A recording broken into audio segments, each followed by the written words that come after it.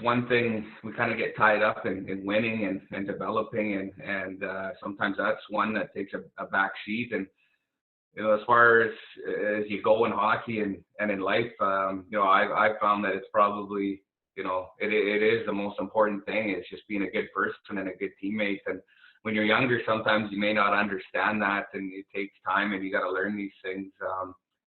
But no different than kind of what you mentioned there, a coach jumping in and skating with you, and how much that showed you as a player how much he cared to jump in there and do that. I think players have to know you care as a coach, and for me, I'm a relationship-based coach. I think that's one of my strongest values points, and it's no different than the kids on the bench. And as a coach to a player, when the players know that you care as a coach, then obviously they're going to care about each other a lot more. But being a good teammate is huge. You can't underestimate it. It's powerful. I've seen it take teams in totally unbelievable directions where you never thought a team could get to, maybe based on ability.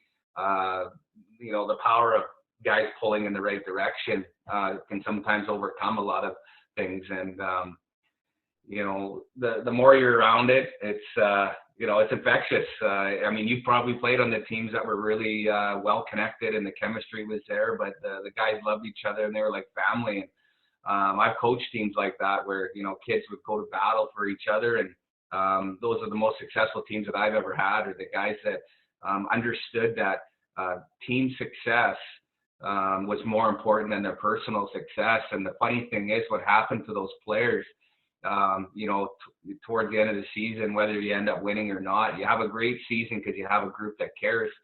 They get all that personal stuff at the end, and it's hard to convince kids about that now, I find, but at the same time, when you experience it, you become a believer, and those kids become pretty powerful within your culture. The biggest thing is if I'm talking to the young kids right now, is be a good teammate and make sure that you're making people around you better. If you're making people around you better, you're going to make yourself better. And that's one of the most powerful things, because coaches are looking for those guys. Obviously we want guys that have speed and skill and, can play with some edge to their game, but we want guys that are really good people and good teammates, because we know how far that can go and how it can pull your team in the right direction. So the biggest thing, don't underestimate it as a young player coming up through the ranks, because if you're helping out the guy beside you, coaches are going to notice that right away, and it goes a long way. Yeah, I think a lot of that too, though, is maturity, right? I'm trying, as a player development coach, online coach, I'm trying to pass on to these younger guys. I'm like, it's easier said than done, but I try and give them some different things on the consulting side. But, to try and be more mature and make better decisions. Yes, you can hang out with your buddies and do funny, goofy things and all that. But when it comes down to it, coaches want those guys. And there are guys out there. There's true leaders out there that come up, and whether a kid's 15 years old, he does things like he's 18 years old. He's been either taught it, he's been influenced, or naturally just more mature in that leadership way. There are late bloomers that have that stuff and all that, and we've all have our strengths and stuff that we need to work on.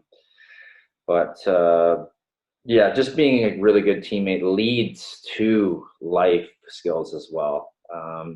Because at the end of the day, I'm in the position soon here, probably. I'm 33, turning 34, going to be done hockey playing wise.